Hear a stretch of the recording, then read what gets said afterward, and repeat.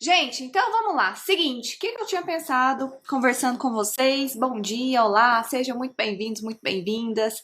Eu sou a Natácia e aqui estamos no Entenda Genética. O Entenda Genética ele é uma plataforma de aprendizado em genética. Então aqui a gente conversa sobre várias coisas, sobre os aspectos teóricos, sobre os aspectos práticos, a gente coloca a mão na massa.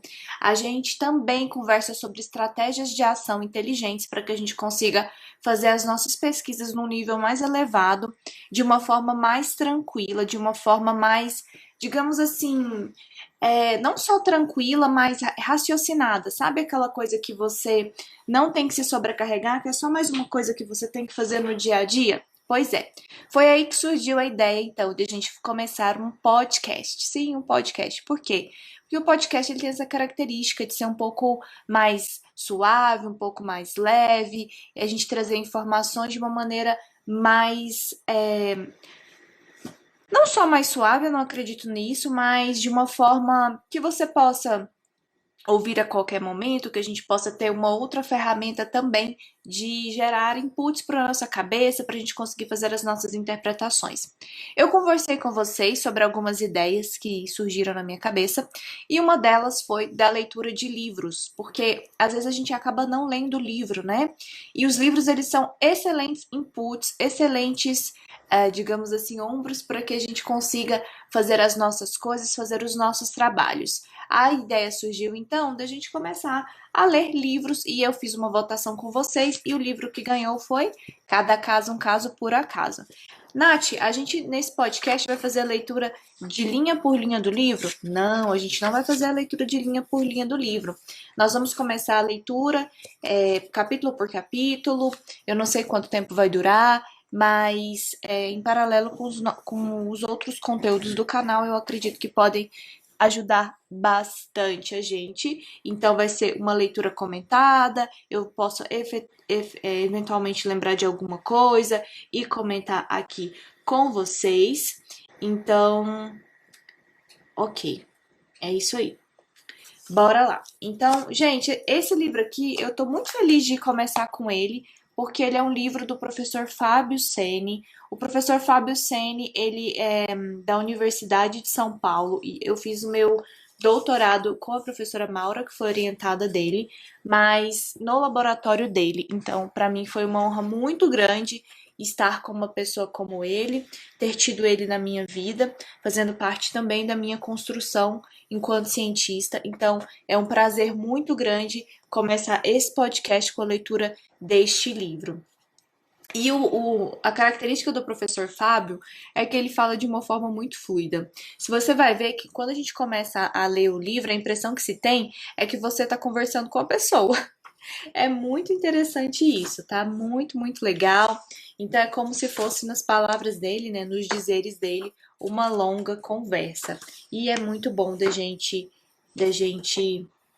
ter essa possibilidade em mãos. Então vamos começar aqui com o capítulo um, tá?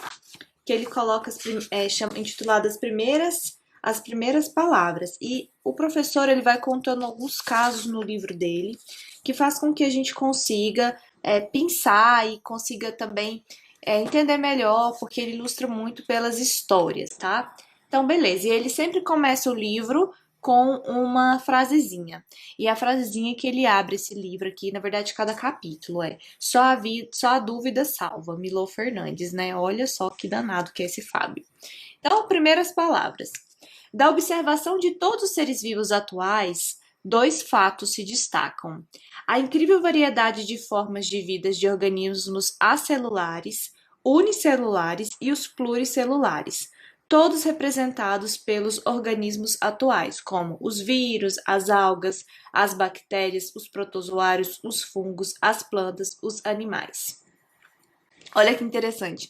Ele coloca aqui os organismos atuais, né? Por quê? Porque ele está ligado que sempre tem modificações, né? Então, para ver o cuidado que a gente tem que ter na nossa escrita, né? Nada é uma coisa, digamos assim, determinada. A gente tem que ter esse critério na hora de pontuar as coisas. Então, o primeiro fato que ele colocou isso, Aqui foi a variedade de coisas que a gente tem de organismos. Isso está completamente associado com os nossos estudos em diversidade genética, em entender por que temos essa variação na natureza nos organismos que nós estamos estudando.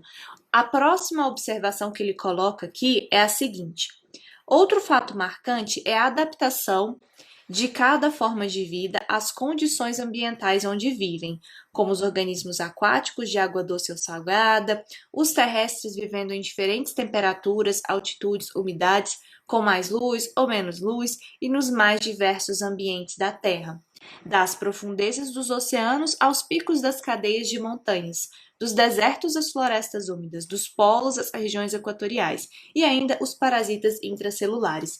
Então, olha que interessante, ele já começa o livro, né, que é um livro sobre evolução, sobre genética de populações, falando o seguinte, ó, tem duas grandes coisas que a gente observa na natureza que ele entende que são elementos bem interessantes. A primeira delas é a variação. E olha, gente, o que a gente investiga, né, aqui dentro da genética de populações, da filogeografia, da genômica populacional, das variações que nós temos? A gente olha a diversidade, a gente investiga a diversidade. Se não tem diferença, qual pergunta você vai fazer? O que você vai investigar?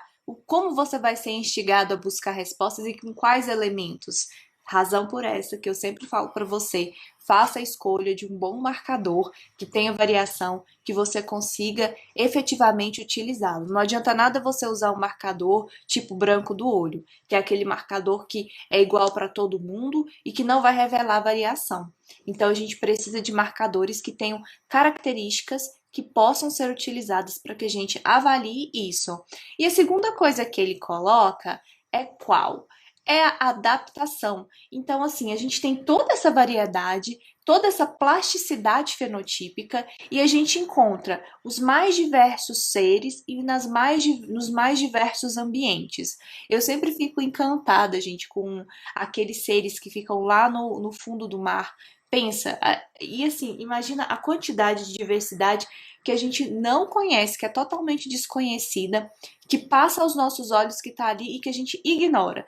Ela existe, mas a gente ignora, a gente simplesmente não sabe que ela está lá. E todas as adaptações e tudo mais. Por quê? Porque a matéria-prima para isso é a variação. Se não tem variação, como que você vai ter adaptação?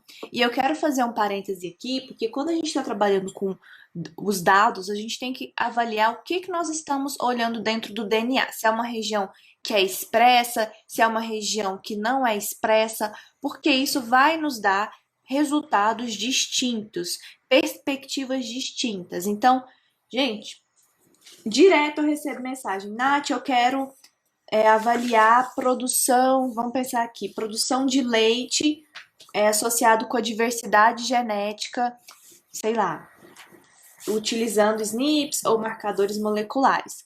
Se esses SNPs estiverem associados com a gente fala de genome-wide, né? Association, estiver associado com alguma coisa, alguma característica, ok, tranquilo.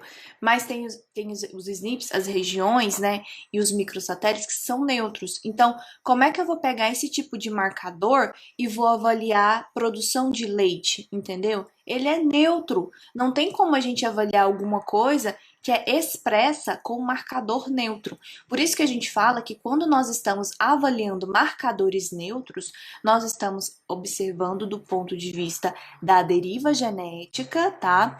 E da perspectiva da variabilidade, da mutação, né? A gente avalia o fluxo gênico também, mas quando a gente trabalha com essa questão de característica, né? E toda vez que a gente está falando em adaptação, eu estou falando num ajuste fino daquelas características. Adoro essa definição e eu me lembro bem de quando eu escutei ela de um professor, foi um professor muito querido que eu tive lá na USP, e ele falava isso: olha, adaptação é o ajuste fino de uma determinada característica. Então, esse ajuste fino, né, de uma determinada característica é uma expressão.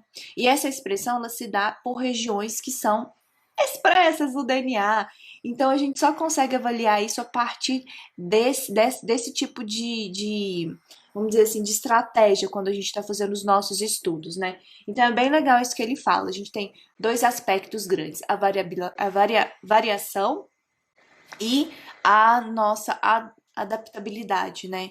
Nesses locais, e aí entram as questões de seleção natural, ok? Beleza, continuemos aqui. É compreensível que um observador, por não saber as causas, ó, lá vem, que eu sempre falo para vocês, quais são as causas, o que está por trás disso? Somos cientistas, somos investigadores e investigadoras, a gente tem que ficar de olho nesses aspectos.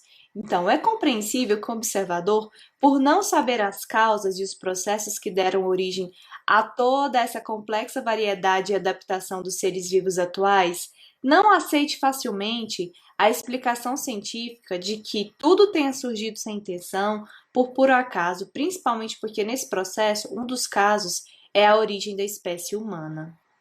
Supondo que a ciência seja uma coisa séria, ou deveria ser, e que os cientistas não sejam bobos e nem totalmente loucos, é natural que haja curiosidade em saber em quais informações científicas eles estão se apoiando para afirmarem há mais de 150 anos que o processo evolutivo ocorre sem planejamento. Olha só, danado, professor Fábio. Eu sempre falo para vocês que nós temos que ser curiosos, né? Investigativos. Então, às vezes eu falo uma coisa aqui para você e se você não concordar, você tem que falar e outra coisa.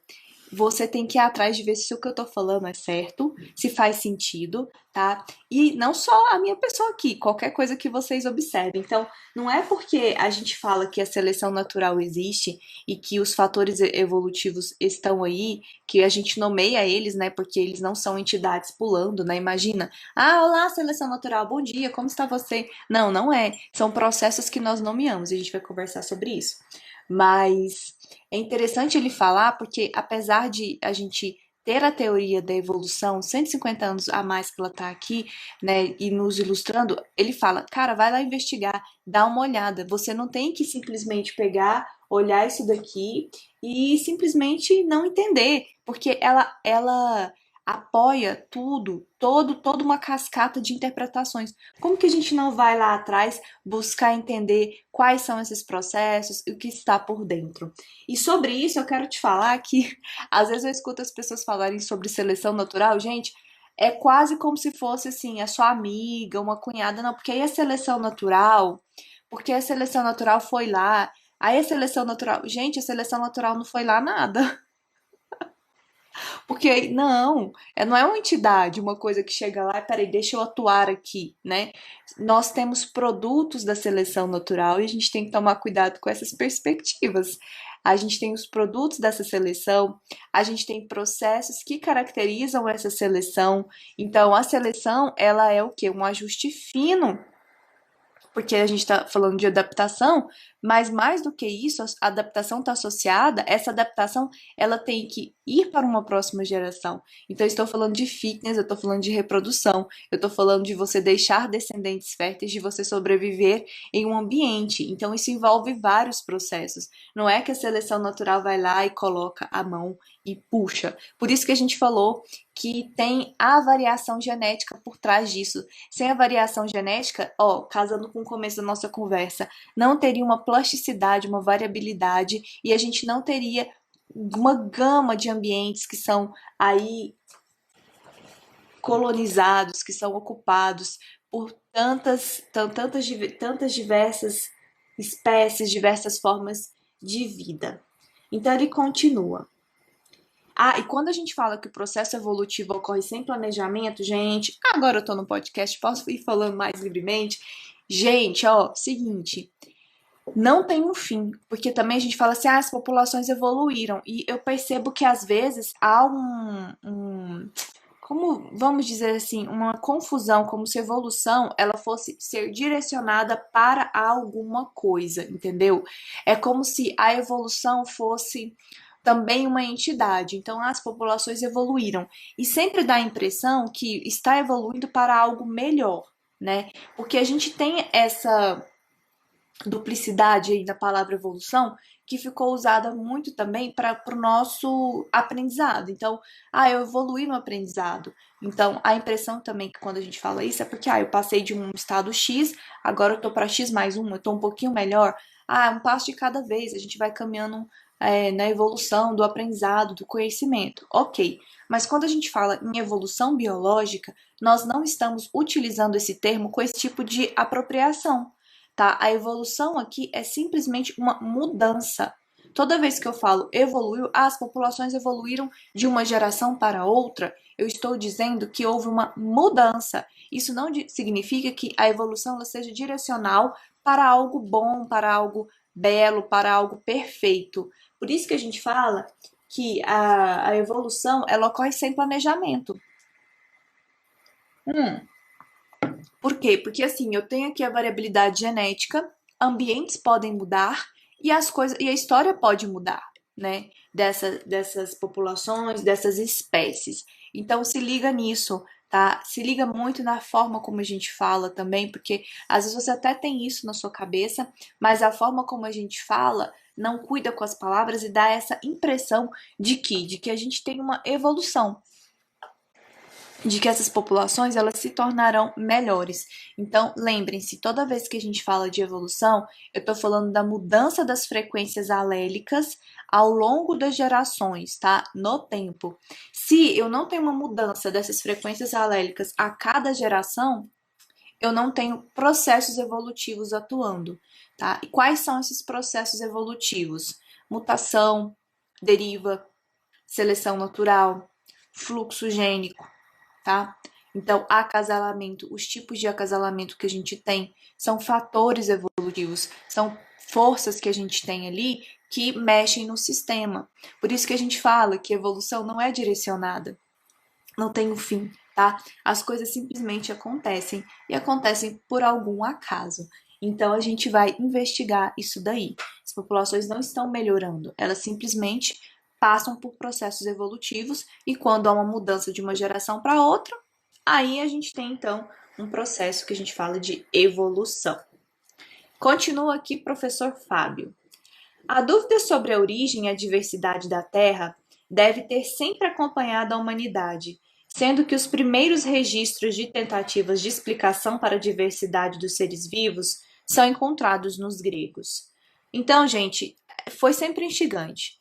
Sempre instigante. Se a gente for pegar a história, as pessoas estão sempre tentando explicar o que elas veem, o que elas encontram, e às vezes elas buscam no maravilhoso tentar colocar aquilo ali, por que as coisas estão como estão, e por muitas vezes a ignorância aprisiona, né? Porque a gente teve ao longo da história, a gente pode trazer isso em alguns outros episódios lá pra frente, como alguns cientistas eles foram de alguma forma acuados, né? Ou a própria população por algumas questões desconhecidas. Porém, apenas em meados do século XIX, o acúmulo de informações científicas permitiu que o estudo, na forma como entendemos atualmente, tenha sido iniciado. Então, muita coisa foi feita, gente, só que eu fico pensando, né? Como aparentemente as coisas. Porque a gente vai comparando o hoje com o antes, né? Tipo, eu comparo o meu hoje com o meu ontem. Só que para pensar, hoje compara a 70 anos atrás. Gente, o fato da gente ter internet hoje, da gente poder sentar, eu tô aqui na minha casa, eu tô conversando com você na sua casa, e a gente tá trocando ideia e nós estamos lendo um livro, estamos discutindo esse livro. E a gente conversa aqui e eu mostro o tutorial de programa para vocês. Agora, 70 anos atrás, além de não ter internet, as pessoas mandavam por correio os seus artigos científicos.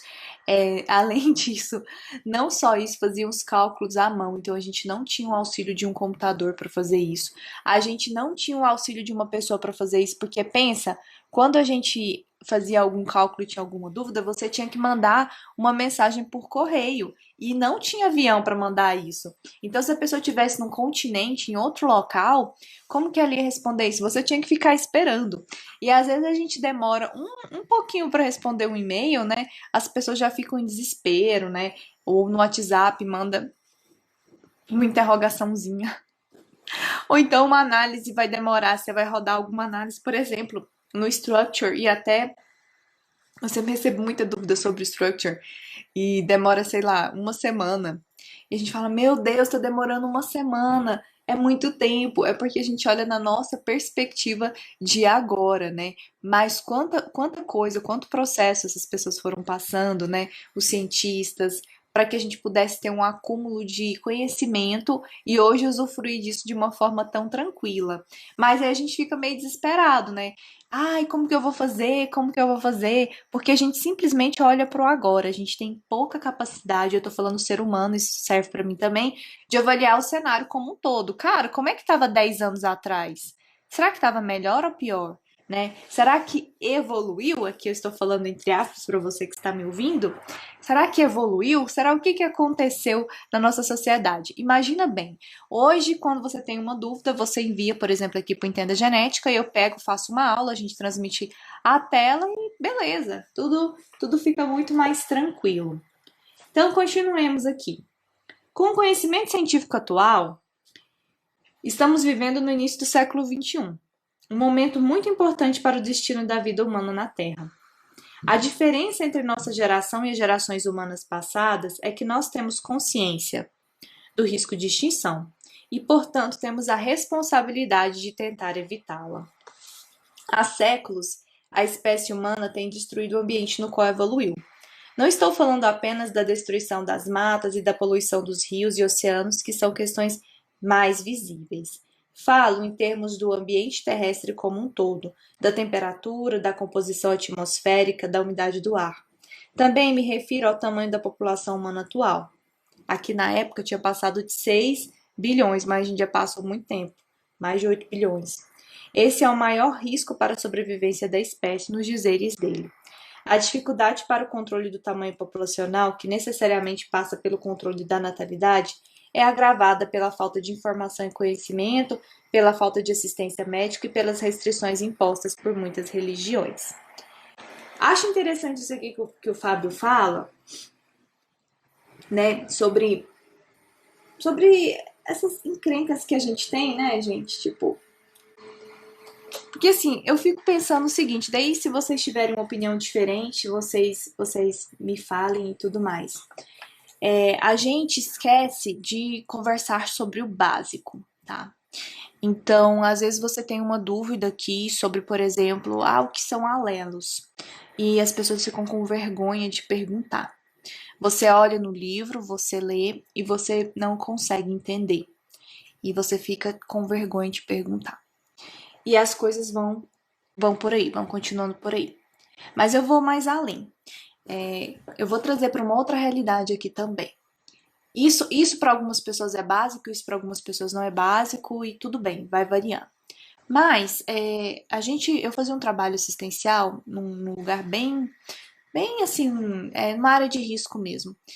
E a gente estava conversando, né? Junto conosco tinha uma professora muito gentil, a Jussara, uma amiga querida, já é uma senhora com muita experiência, e a gente estava olhando que as pessoas lá usavam o papel higiênico, né? Então a pessoa ia no banheiro, fazia cocô, usava papel higiênico e não dobrava o papel higiênico, né? Então as fezes elas ficavam expostas. E você vai parar para pensar, mas é óbvio que a pessoa tinha que higienizar a região íntima dela. É óbvio, fez cocô, usa a aguinha lá para limpar. Será que a pessoa tem?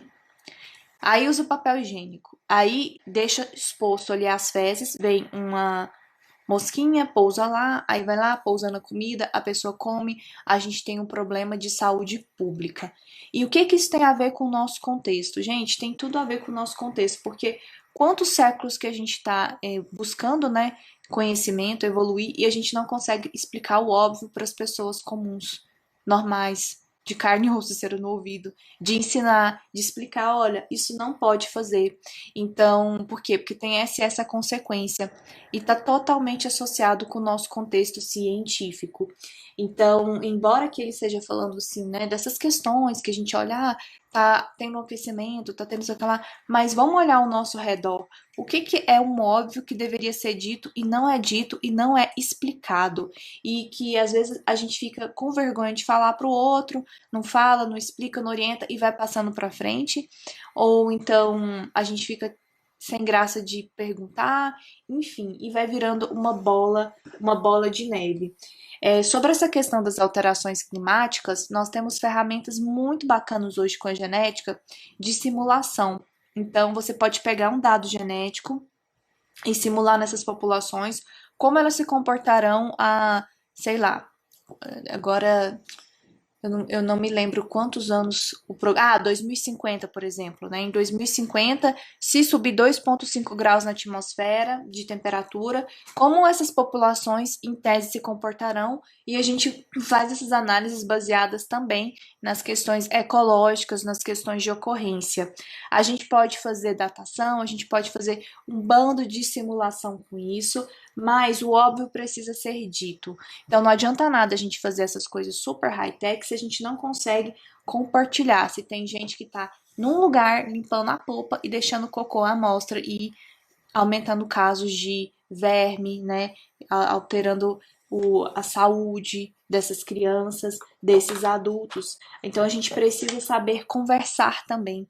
A gente precisa saber se comunicar, expressar, e sim, o óbvio, ele precisa ser dito. Eu acredito que mas é que sou eu, né? O Fábio tem outra opinião.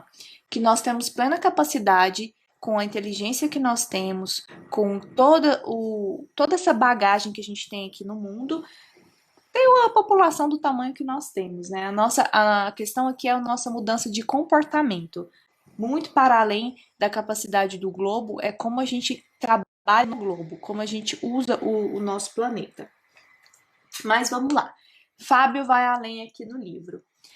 Qual que é o objetivo do livro, então, nos dizeres dele? O objetivo deste livro é expor os dados e as informações nos quais os cientistas se baseiam para explicar a teoria evolucionista ou o processo evolutivo dos seres vivos, levando as discussões aos limites do conhecimento atual sobre o assunto.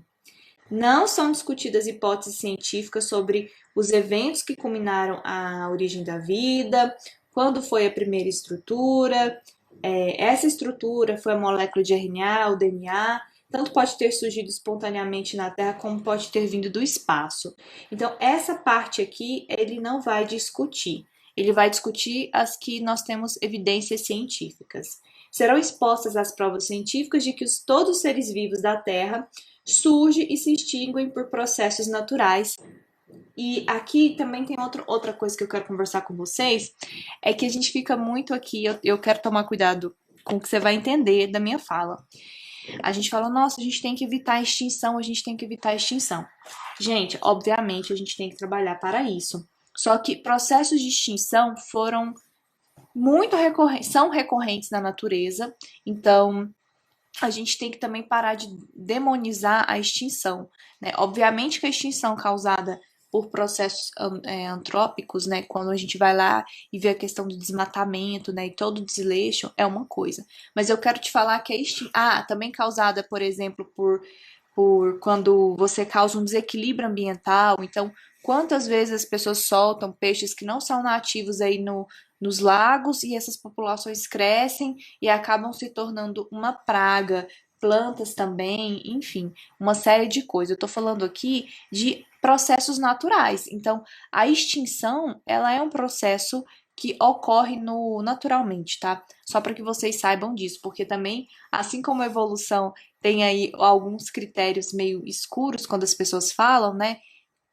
Pensando no sentido de chegar a algo bom, e eu já falei para vocês que ela não é direcionada, a extinção também, ela ocorre de uma forma natural, tá? Você sempre vai encontrar processos de extinção na natureza. Então ele continua. As informações a respeito dos conhecimentos científicos referentes aos processos evolutivos dos seres vivos é o que norteiam o trajeto deste texto. Então, a atenção do livro é voltada para o que é conhecido. Aí tem uma parte que eu gosto muito aqui do livro dele, que ele fala o seguinte: Um conhecimento novo só tem sentido quando o novo saber é acrescentado a um saber anterior. Quando ministro cursos, tenho uma ideia geral do que os estudantes já ouviram ou sabem sobre o assunto e busco acrescentar conhecimentos ao saber anterior. Quando sou palestrante, já é mais difícil conseguir adequar o assunto, por não saber o grau do conhecimento de um público mais amplo. Quanto à exposição em um livro, sinto que a situação é intermediária, pois o fato de o texto ser escrito permite que o leitor faça a releitura, se tiver dificuldade para entender. Para assuntos polêmicos, há a alternativa de não ultrapassar o limite do conhecimento científico atual, evitando especulações. Gente, isso daqui que ele coloca também é tão interessante. E eu vou compartilhar com vocês um artigo que eu enviei. Ai, gente do céu, eu enviei um artigo uma vez para uma revista, bem no começo, assim, quando eu comecei nesse mundo. E eu comecei a viajar na maionese, gente, para explicar o negócio que eu tinha encontrado lá. Eu comecei a pegar, a pensar coisas que cada um tinha falado e colocar e tentar encaixar aquelas explicações bonitas no meu dado. Então eu falei que provavelmente o gado tinha contribuído para o fluxo gênico, porque a rota do gado do Pantanal para Goiás e lá. Gente, bolinha com quadrado, não tinha nada a ver o que eu estava falando, né? Porque eu estava ultrapassando os limites daquilo que eu tinha na mão. Razão pela qual eu também falo para vocês sempre, gente, qual é a pergunta biológica que vocês têm? Eu acho que a pessoa deve cansar de me ouvir falar isso. Eu falo o tempo inteiro. Qual é a pergunta biológica que você tem? Por quê? Porque a gente tem que ver o que eu tenho, se o que eu tenho é possível para responder essa pergunta. E em sendo possível, como eu vou responder essa pergunta sem ficar viajando na batatinha, extrapolando? Às vezes a gente quer achar uma coisa muito grandiosa ou simplesmente quer encontrar uma explicação e não explicar efetivamente o que nós vemos. Então, encontrar uma explicação e explicar o que a gente realmente vê são coisas distintas, tá? São perspectivas distintas. Então, ele sempre vai trazer essa provocação no livro. Eu acho isso super legal, tá? Ó, o que a Rê disse aqui? Exatamente, Nath. Antes temos que avaliar a causa da extinção, porque a extinção natural sempre existiu. Ponto. Verdade, Renata. Eu não sei você, mas direto a gente fica vendo o pessoal falando, porque tá causando extinção. Gente, tá, o que que tá causando extinção? Extinção do quê? Extinção é um processo natural que sempre existiu.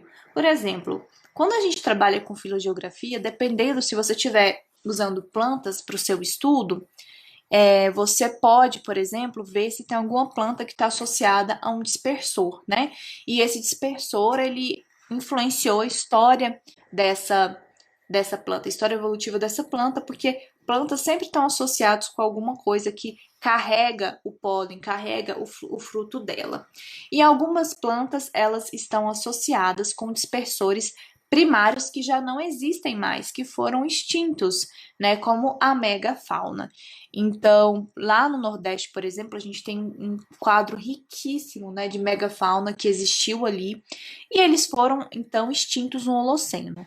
Temos várias teorias para explicar a extinção da megafauna. A gente tinha aqui uma riqueza muito grande, gente. Nós tínhamos grandes preguiças aqui, uma coisa linda demais de se ver.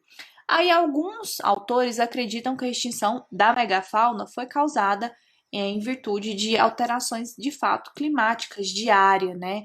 E outros acreditam que foi causada por causa de fatores antropogênicos, né? Então o homem ele foi lá e por causa da caça acabou com essas espécies, e outros já acreditam que houve uma associação. O fato é que a gente não tem um martelo batido sobre o assunto, alguns pesquisadores advogam uma coisa, outros advogam outra, mas isso daí gerou uma cascata, porque também algumas espécies que estavam associadas à dispersão desses megamamíferos também foram extintas.